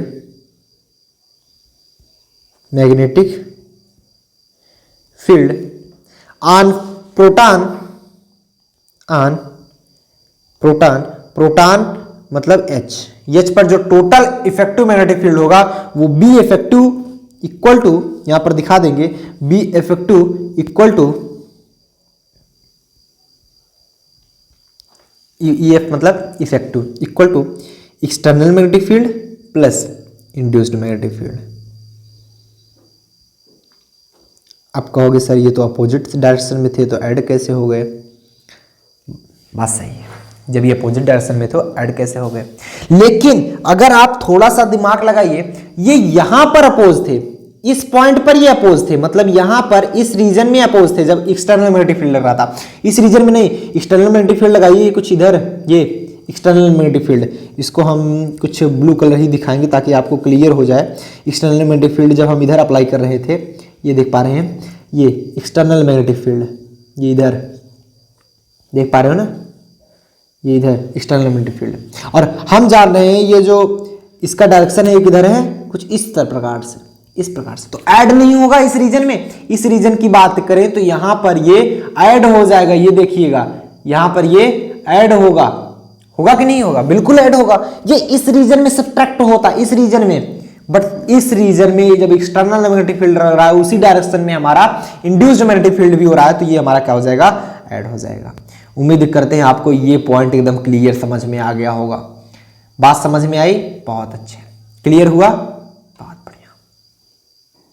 अर्थात इस बेंजीन रिंग स्ट्रक्चर के लिए हमने आपको ग्राफ में भी, सॉरी टेबल में भी दिखाया और इसमें भी दिखा रहे हैं कि इस मैग्नेटिक फील्ड के कारण, मतलब इंड्यूस्ड मैग्नेटिक फील्ड के कारण, यहां पर देख पा रहे हैं हाइड्रोजन पर मैग्नेटिक फील्ड अप्लाई हो रहा है और एक्सटर्नल मैग्नेटिक फील्ड भी यहां पर ऐड हो रहा है, मतलब B effective equal to B naught plus B induced. यहां पर आपको क्लियर समझ में आ रहा है। अब इसके लिए जो केमिकल शिफ्ट मेजर की गई, जो केमिकल शिफ्ट की वैल्यू आई, और ये केमिकल शिफ्ट जो होता है ये एक्सपेरिमेंटली निकाला जाता है। जो केमिकल शिफ्ट की वैल्यू आई, केमिकल शिफ्ट की वैल्यू आई, ये बिटवीन द 6.5 टू 8.0 या 8.0 इसके बीच में था। और जो केमिकल शिफ्ट की वैल्यू होती है ये क्यों थियोरेटिकल नहीं निकाल सकता कोई, क्योंकि ये एक्सपेरिमेंटली निकलते हैं। किसमें?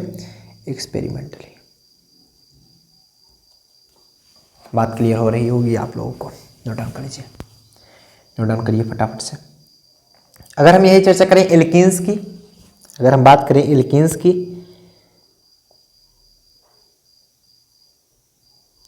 एल्कीन्स मतलब आप समझते हैं ना, एल्कीन मतलब आप लोग समझ रहे होंगे क्या? एल्कीन मतलब जब एल्कीन की बात आती है तो C2H4 एल्कीन है, मतलब डबल बॉन्ड इसमें होने वाला है। अब हम एल्कीन की चर्चा करते हैं। एल्कीन का स्ट्रक्चर कैसे होता है कौन बताएगा? एकदम सिंपल है। एल्कीन का structure very very very simple, सबको पता है कैसे होता है। हम जानते हैं एल्कीन का स्ट्रक्चर होता है C डबल बॉन्ड C इस प्रकार होता है। और इसके जो हाइड्रोजन होते हैं कुछ इस प्रकार से होते हैं, हाइड्रोजन हाइड्रोजन हाइड्रोजन और हाइड्रोजन, इस प्रकार इसके हाइड्रोजन लगे होते हैं। अगर अब हम बात करें, समझिएगा, इस पर अगर हम एक्सटर्नल मैग्नेटिक फील्ड अप्लाई करें, इस पर हम क्या करेंगे, एक्सटर्नल मैग्नेटिक फील्ड अप्लाई करेंगे। चलिए एक्सटर्नल मैग्नेटिक फील्ड अप्लाई कर लेते हैं।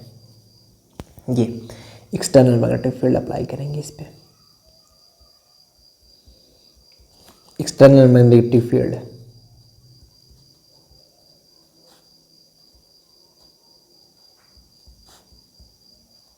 जिसे आप रिप्रेजेंट करते हो B0 या फिर H0 से, जिससे आपकी इच्छा हो। एक्सटर्नल मैग्नेटिक फील्ड जब आप अप्लाई करेंगे तो इसके चारों ओर कार्बन, इसके जो चारों ओर इलेक्ट्रॉन थे ये मूव करना स्टार्ट कर दिए। ये क्या किए, मूव करना स्टार्ट कर दिए। जब ये रोटेट करना स्टार्ट किए, और ये किस प्रकार रोटेट कर रहे थे पता है आपको, इस किस प्रकार रोटेट करेंगे पता है, ये कुछ इस प्रकार करते हैं, हम आपको दिखा रहे हैं, कुछ इस प्रकार करते हैं। ये कुछ इस प्रकार रोटेट करना स्टार्ट कर देते हैं, ठीक। और जब इस प्रकार रोटेशन होता है, इस प्रकार रोटेशन होता है, तो ये कुछ इस प्रकार से रोटेट करते हैं पूरा, मतलब टोटल इस प्रकार से, ऐसे, मतलब कार्बन के चारों ओर कुछ इलेक्ट्रॉन इस प्रकार से रोटेट करते हैं, मतलब इलेक्ट्रॉन की गति कुछ यहां पर होती है इस प्रकार से, ऐसे इधर और इधर इस प्रकार से, ठीक। बात समझ में आई। चलिए, जब इलेक्ट्रॉन इस प्रकार रोटेट करते हैं तो इलेक्ट्रॉन जनरेट करेंगे इलेक्ट्रिक फील्ड, और हम जानते हैं, मान लो इलेक्ट्रिक फील्ड इस डायरेक्शन में जा रही है तो मैग्नेटिक फील्ड ऑलवेज परपेंडिकुलर होती है, since we know that electric field always perpendicular to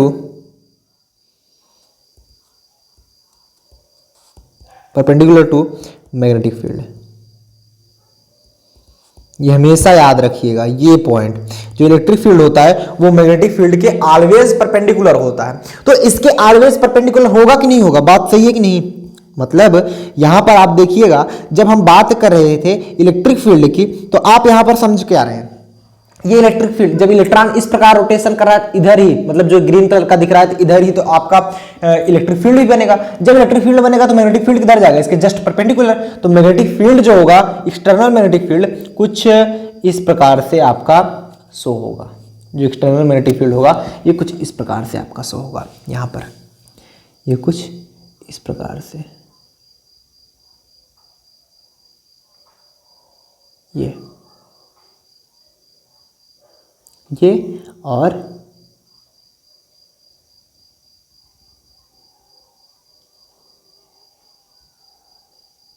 ये देख पा रहे हैं ना। और इसका डायरेक्शन किधर होता है, इस डायरेक्शन में, इधर होता है। तो एक्सटर्नल मैग्नेटिक फील्ड जो हो रहा है इधर, तो क्या होगा, इंड्यूस्ड मैग्नेटिक फील्ड। ये हमारा क्या है, इंड्यूस्ड मैग्नेटिक फील्ड।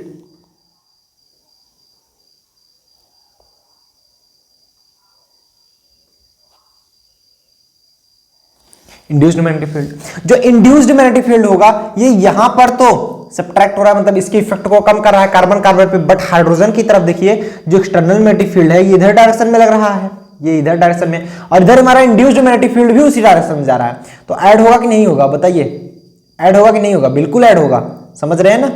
चलिए, तो इसके लिए क्या हो जाएगा हमारा, इसके लिए भी हमारा क्या निकलता है, जो बी इफेक्टिव होता है, टोटल इफेक्टिव मैग्नेटिक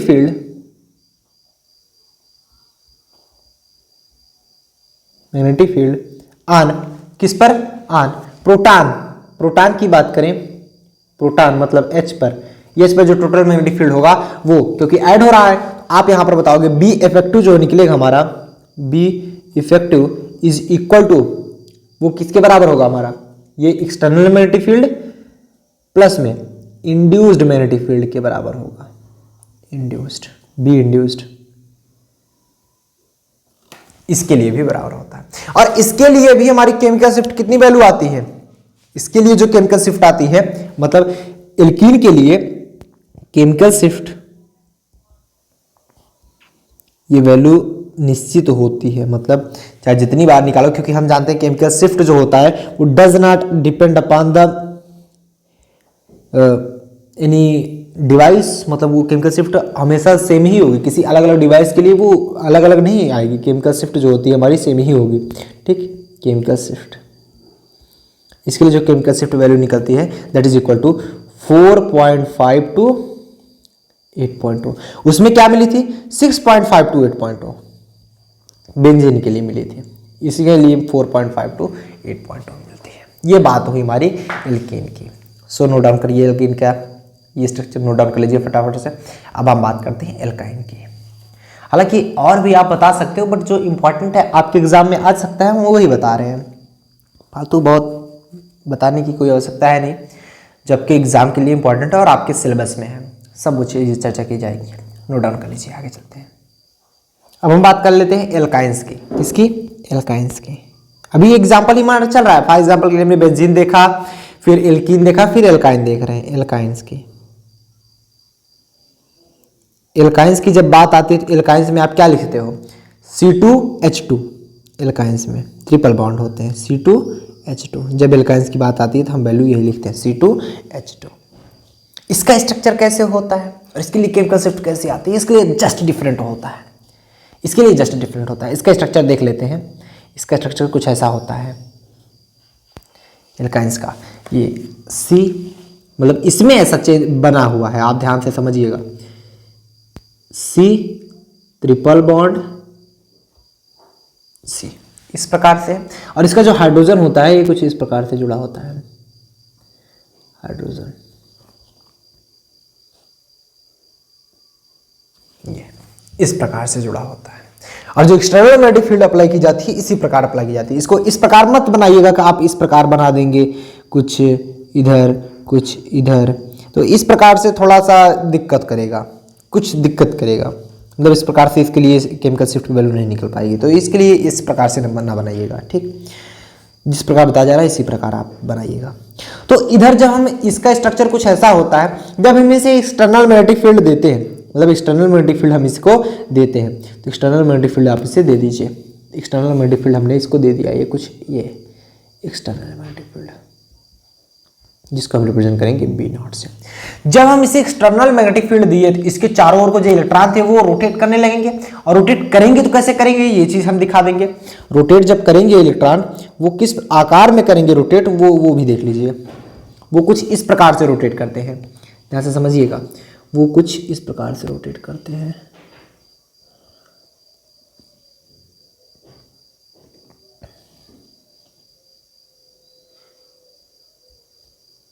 इस प्रकार से, ठीक,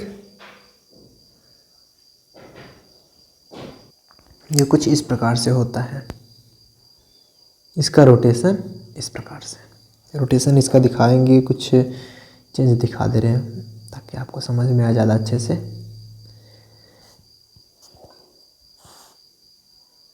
इसका जो रोटेशन होता है वो कुछ इस प्रकार से होता है, इलेक्ट्रॉनों का रोटेशन, ठीक, इलेक्ट्रॉनों का रोटेशन ये इस प्रकार से। जब इलेक्ट्रॉनों का रोटेशन इस प्रकार से होता है तो जब इस पे एक्सटर्नल मैग्नेटिक फील्ड लगाई जाती है तो एक नई magnetic field, induced magnetic field उत्पन्न होती है। एक इंड्यूस्ड मैग्नेटिक फील्ड उत्पन्न होती है जो कि हमारी कही जाती है इंड्यूस्ड मैग्नेटिक फील्ड, मतलब नई मैग्नेटिक फील्ड उत्पन्न होती है। तो इसे हम यहाँ पर ब्लैक कलर से दिखाते हैं। तो ये कुछ इस प्रकार से, ये कुछ इस प्रकार से मूव करती है, इस प्रकार से, और दूसरी हमारी निकलती है कुछ इस प्रकार से, जिसका डायरेक्शन कुछ इधर ऐसा होता है। यहाँ पर देख रहे हैं हाइड्रोजन के लिए इसका डायरेक्शन कुछ यहाँ पर ऐसा है, ये देख पा रहे हैं नीचे की तरफ, और इसके लिए ये कुछ ऊपर की तरफ है। तो यहाँ पर आपको दिखेगा कि ये उल्टा है। जैसे वहाँ पर हम देख रहे थे एल्कीन में C डबल बॉन्ड C हुआ करता था, यहाँ पर हाइड्रोजन था, यहाँ पर हाइड्रोजन था, इधर हाइड्रोजन और इधर हाइड्रोजन था। इसका जो मूवमेंट था ये कुछ यहाँ और यहाँ हुआ करता था, और कुछ इस प्रकार से ये मूव कर रहा था। ये कुछ इस प्रकार से हमारा मूव कर रहा था। एक्सटर्नल मैग्नेटिक फील्ड, अब इधर देखिए इसका डायरेक्शन इस प्रकार था, एक्सटर्नल मैग्नेटिक फील्ड भी इसी डायरेक्शन में लग रहा था, बस इसमें ऐसा नहीं है, इसमें चेंज है, इसमें जस्ट चेंज है। इसमें चेंज होने के कारण इसका जो वैल्यू होती है वो चेंज आती है। जैसे उन लोगों में ऐड होता था, इसमें क्या होगा, सब्ट्रैक्ट होगा, इसमें होगा हमारा सब्ट्रैक्ट। ठीक, तो यहाँ पर लिखेंगे आप लोग कि जो इफेक्टिव मैग्नेटिक फील्ड होगा, effective total effective magnetic field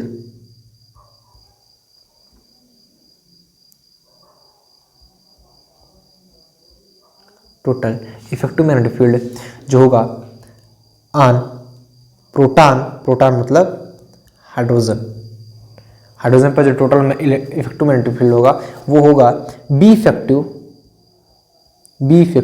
is equal to B naught minus B induced, क्योंकि इंड्यूस की वैल्यू कम है, इंड्यूस्ड की वैल्यू कम है, बी नॉट अधिक है, मतलब यहाँ पर बी नॉट ज्यादा है हमारा। यहाँ पर एक्सटर्नल मैग्नेटिक फील्ड में ये कम हो जाएगा, मतलब इंड्यूस्ड मैग्नेटिक फील्ड, ये हमारा है induced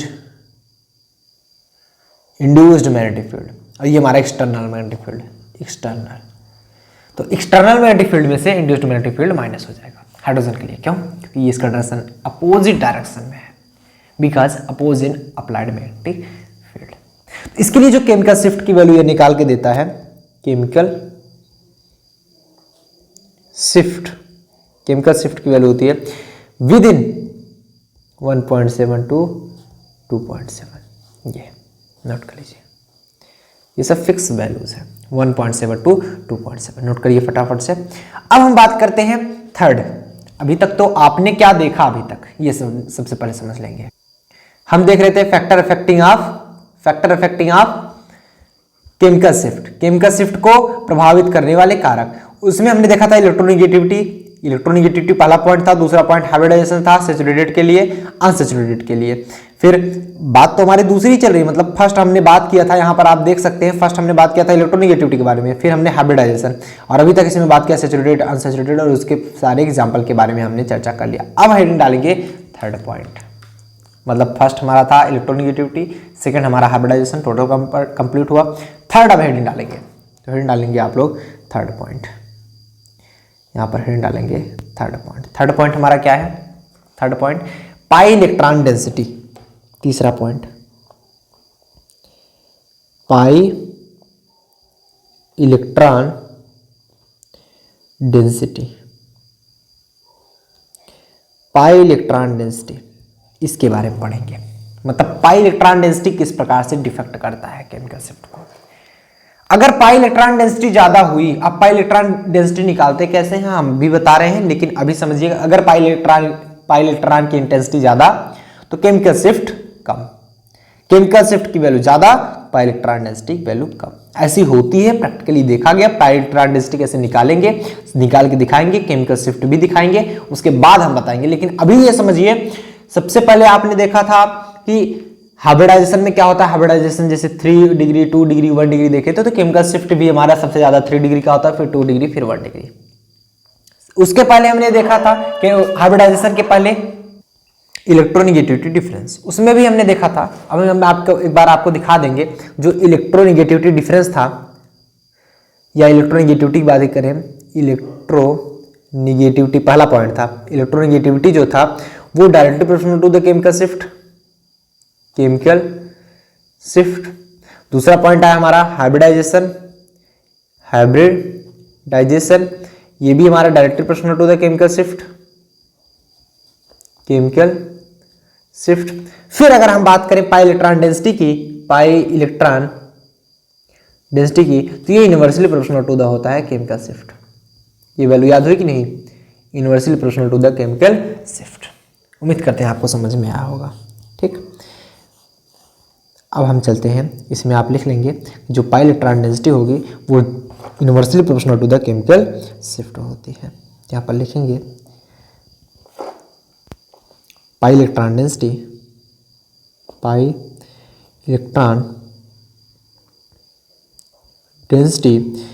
is inversely proportional to the chemical shift। Chemical shift के इनवर्सली प्रोपोर्शनल होती है। बात क्लियर हो रही है, समझ में आ रहा है। अब केमिकल शिफ्ट कैसे निकालते हैं, केमिकल शिफ्ट भी तो निकालना पता होना चाहिए। अगर केमिकल शिफ्ट निकालना नहीं जानेंगे तो कैसे बताएंगे पाई इलेक्ट्रॉन डेंसिटी इसके इनवर्सली प्रोपोर्शनल है या फिर डायरेक्टली प्रोपोर्शनल है। तो देखेंगे केमिकल शिफ्ट आखिर निकालते कैसे के पाई इलेक्ट्रॉन डेंसिटी। तो पाई इलेक्ट्रॉन डेंसिटी निकालने का फार्मूला देखेंगे, जो पाई इलेक्ट्रॉन डेंसिटी होती है, पाई electron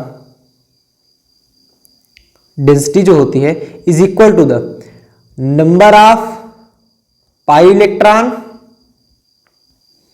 divide by number of proton, divide by number of proton. मतलब नंबर ऑफ पाई इलेक्ट्रॉन की वैल्यू बात करें, उसके बाद नंबर ऑफ प्रोटॉन से अगर भाग कर देना है तो वो हमारा किस में आएगा, वो हमारा किस में आएगा, number of pi electron divide by number of proton. वो वैल्यू निकल जाएगी हमारे पाई इलेक्ट्रॉन की, नंबर ऑफ प्रोटॉन। बात समझ में आ रही है। मतलब पाई इलेक्ट्रॉन डेंसिटी अगर निकालनी हो तो number of pi electron divide by number of proton.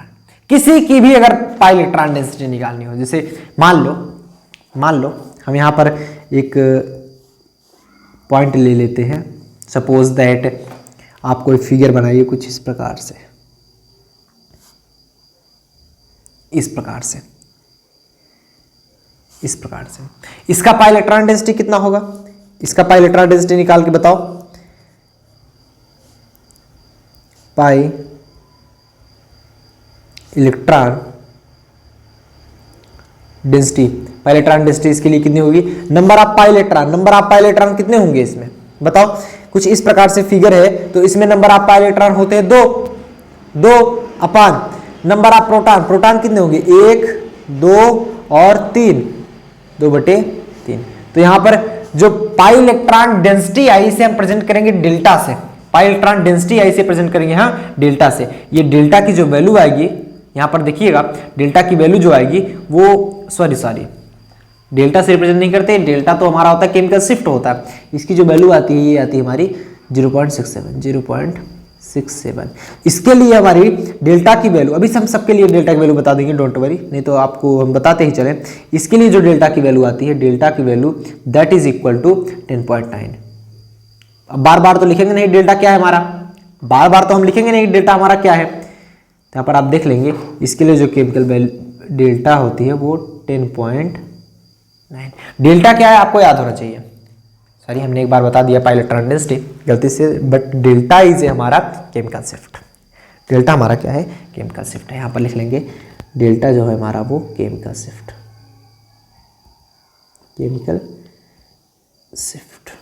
हमेशा याद रखिएगा। और अगर हम बात करें किसी दूसरे स्ट्रक्चर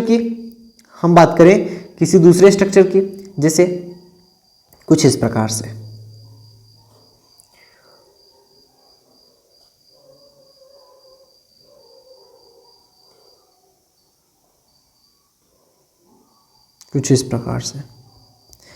इस स्ट्रक्चर की बात करें, वैसे भी हमें अच्छे से बना नहीं है तो एक बार फिर से बनाने की कोशिश करते हैं। वैसे भी मैं ये स्ट्रक्चर बहुत अच्छी तरह से बनाते हैं, ये आप लोग जानते हो, ठीक।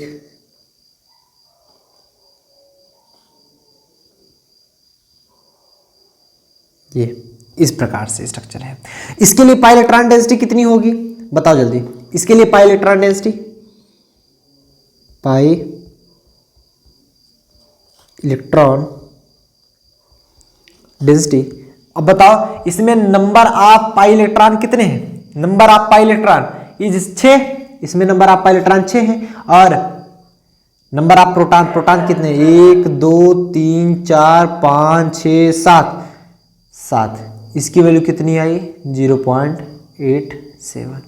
इसके लिए डेल्टा की वैल्यू कितनी होती है, इसके लिए डेल्टा की वैल्यू होती है, मतलब केमिकल शिफ्ट की वैल्यू आती है हमारी प्रैक्टिकली 9.17, ठीक, प्रैक्टिकली आती है 9.17 इसके लिए। और अगर और हम बात करें, और भी हम देख लें, तो क्योंकि हम पाई इलेक्ट्रॉन डेंसिटी से कंपेयर कर रहे हैं तो उसमें अभी मालूम चल जाएगा। देख रहे हैं इसकी वैल्यू ज़्यादा है पाई इलेक्ट्रॉन डेंसिटी की, इसकी वैल्यू देख रहे हैं कम आ रही है, इसकी वैल्यू कम है तो इसकी वैल्यू ज़्यादा है, ठीक। और भी हम कंफर्म कर लें, चलो और कंफर्म कर लेते हैं। जैसे आप बना लीजिए बेंजीन की वैल्यू बात कर लें, किसकी बात कर ली, बेंजीन की, ये बात करें हम बेंजीन की, बेंजीन में क्या होता है बताइए। बेंजीन में पाई इलेक्ट्रॉन डेंसिटी कितनी होगी, बेंजीन में पाई इलेक्ट्रॉन डेंसिटी, बेंजीन में तो बराबर होते हैं, जितने number of pi bond divide by उतने ही, क्योंकि आप जानते हो ना पाई इलेक्ट्रॉन डेंसिटी क्या होता है, number of pi electron, sorry pi bond आप यहां पर नहीं बोलोगे, पाई इलेक्ट्रॉन बोलोगे, हमेशा याद रखना पाई इलेक्ट्रॉन बोलोगे, ठीक। Number of pi electron divide by number of proton, proton भी हमारे होते हैं। अब पाई इलेक्ट्रॉन कैसे हुए, जैसे मान लो ये बेंजीन रिंग था, ये देखो बेंजीन रिंग कुछ ऐसा होता है, और स्ट्रक्चर अगर हम बात करें इसमें 1 2 3 3 पाई बॉन्ड होते हैं, मतलब 3 पाई बॉन्ड तो 1 2 इलेक्ट्रॉन 3 4 इलेक्ट्रॉन 5 6 इलेक्ट्रॉन, तो 3 पाई बॉन्ड में 6 पाई इलेक्ट्रॉन, 3 पाई बॉन्ड में 6 पाई इलेक्ट्रॉन, समझ में बात आई। अगर हम कुछ ये वाला स्ट्रक्चर बात किए थे, ये वाला स्ट्रक्चर इसमें 1 पाई इलेक्ट्रॉन 1 पाई बॉन्ड होता है, इसमें number of pi electron 2, number of pi electron 2। हम बात किए इस वाले स्ट्रक्चर के बारे में, इस वाले स्ट्रक्चर में कुछ ऐसे,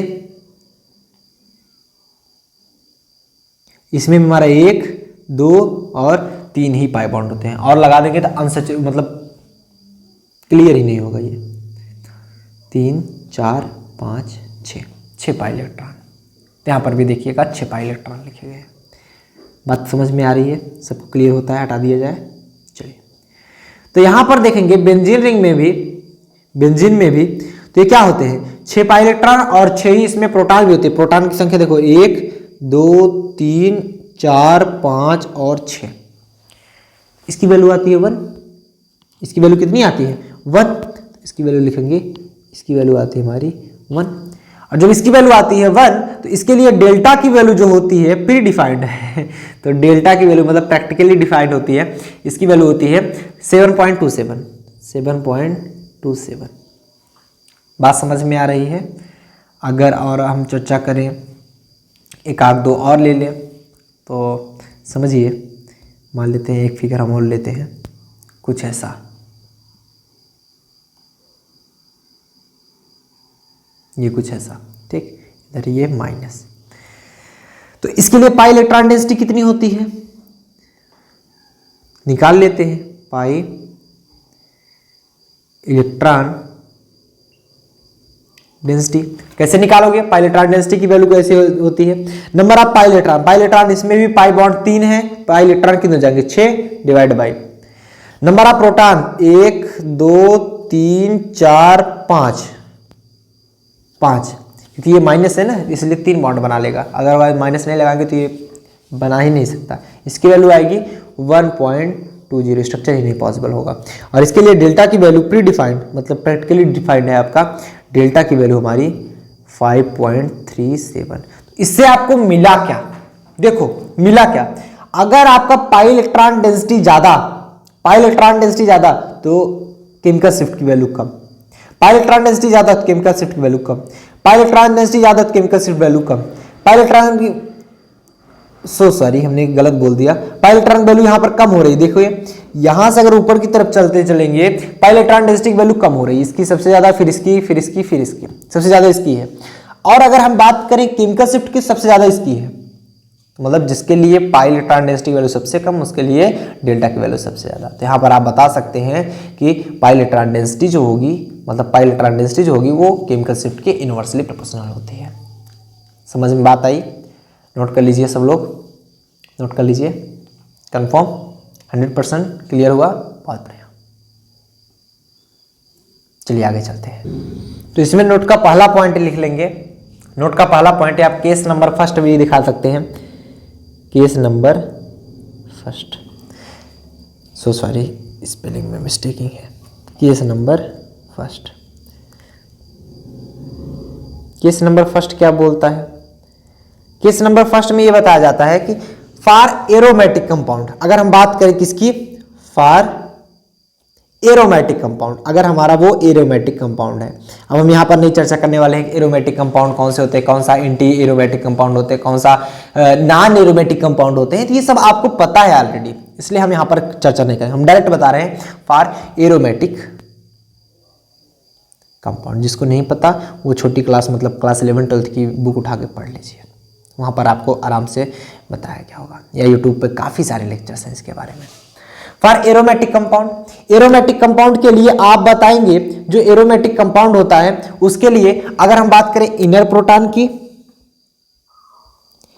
इनर प्रोटॉन की, उसके लिए केमिकल शिफ्ट की वैल्यू हाई होती है, सॉरी लो होती है। इनर प्रोटॉन के लिए जो केमिकल शिफ्ट की वैल्यू होती है, केमिकल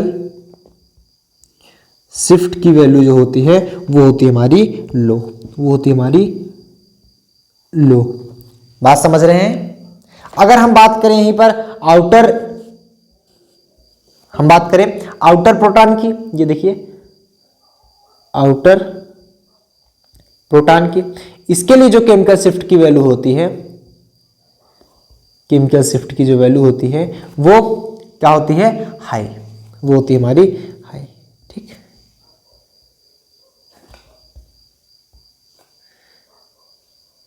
हाई। अब आप ये नहीं समझ पा रहे होंगे कौन से इनर प्रोटॉन होते हैं, कौन से आउटर प्रोटॉन होते हैं। ठीक, इनर प्रोटॉन, आउटर प्रोटॉन। अरे भाई बेंजीन रिंग बनाओ,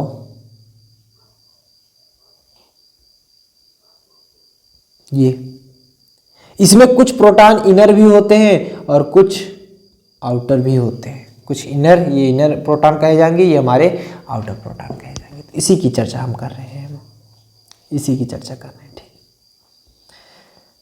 अगर हम बात करें केस नंबर सेकंड की, अगर हम बात करें केस नंबर सेकंड की, केस नंबर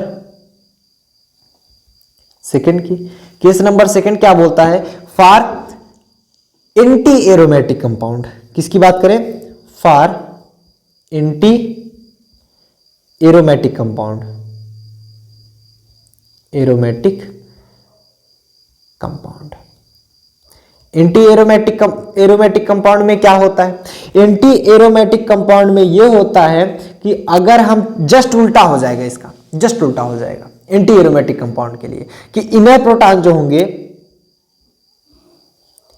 इनर प्रोटॉन जो होंगे उनके लिए जो केमिकल शिफ्ट की वैल्यू होगी, एंटी मतलब जस्ट उल्टा, तो ये भी हमारी लिखेंगे, जो केमिकल शिफ्ट की वैल्यू होगी वो होगी हमारी हाई। और अगर हम चर्चा करें आउटर प्रोटॉन की, आउटर प्रोटॉन की, तो इसके लिए जो केमिकल शिफ्ट की वैल्यू होती है,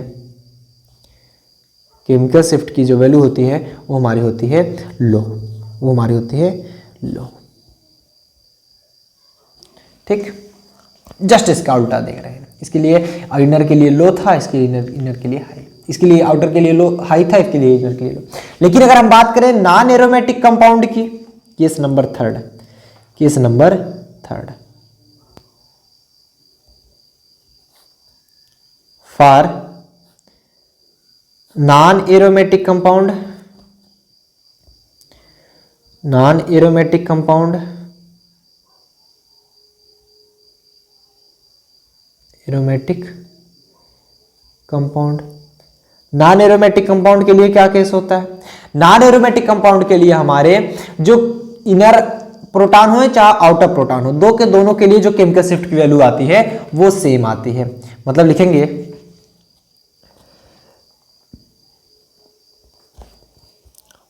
both, both, या फिर इसे लिख दें the value of chemical shift, the value of chemical shift, या फिर लिखने से ज़्यादा अच्छा है तो हम इसे दिखा दें, जैसे सभी का दिखाए वैसे इसमें ही दिखा दें। लिखने से ज़्यादा बेटर रहेगा हमारे अनुसार, कि लिखने से ज़्यादा अच्छा रहेगा आपको समझने में। ठीक, अकॉर्डिंग टू मी।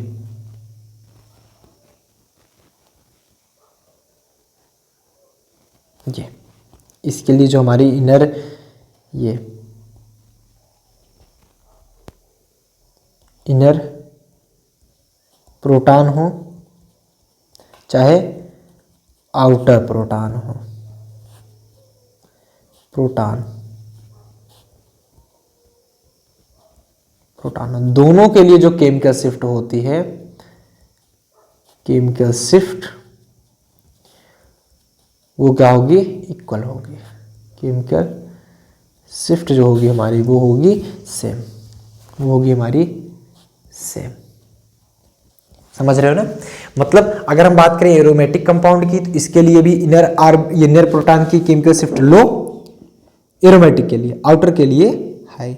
एंटी में जस्ट उल्टा होता है और हमारा एरोमेटिक में सेम ही रहता है, एरोमेटिक में चेंज नहीं होता।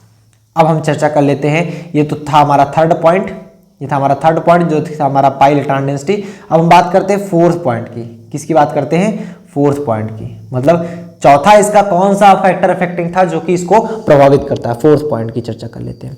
फोर्थ पॉइंट की चर्चा कर लेते हैं हम, temperature.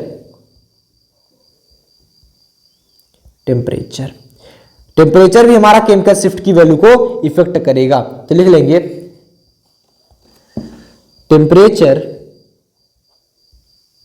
Temperature also affect the, या अफेक्ट लिखेंगे, affect the value of chemical shift.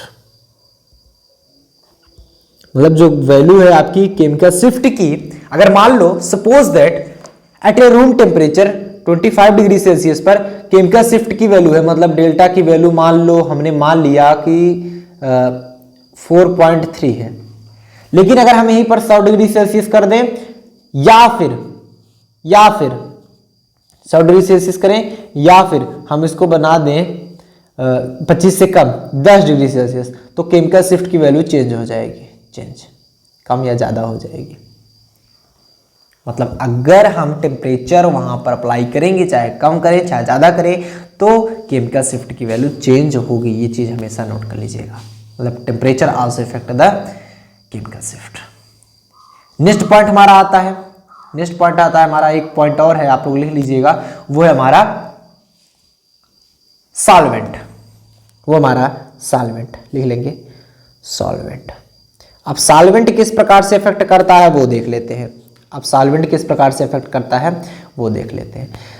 इस प्रकार से इफेक्ट करता है कि different solvent gives different chemical shift value. जिस प्रकार से सॉल्वेंट आप चेंज लोगे, मतलब जितने प्रकार के सॉल्वेंट लोगे उतने प्रकार की हमारी केमिकल शिफ्ट वैल्यू आएगी। तो यहां पर लिख लेंगे different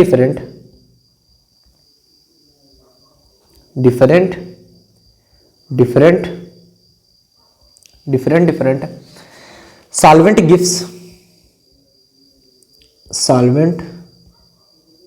gives different chemical shift value,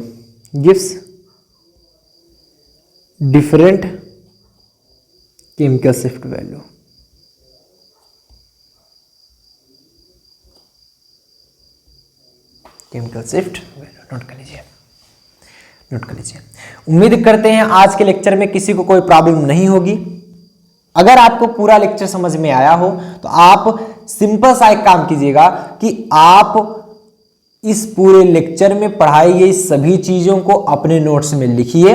लिखने के बाद एक बार फिर से रिवीजन कीजिए, 100% आपको समझ में आएगा। अगर आपको पूरा नोट्स चाहिए तो डिस्क्रिप्शन बॉक्स में लिंक मिल जाएगी, आप वहां जाकर नोट्स भी डाउनलोड कर सकते हैं। तो मिलते हैं नेक्स्ट वीडियो में। टिल देन बढ़िया से पढ़ाई करें, आप लोगों का काम है। कई लोग कहते हैं कि हमें नोटिफिकेशन नहीं मिलता, तो मैं बता देना चाहूंगा, वैसे सब लोग जानते भी हैं, सब्सक्राइब करके बेल आइकन दबाए रहोगे तो नोटिफिकेशन आपको मिलती रहेगी।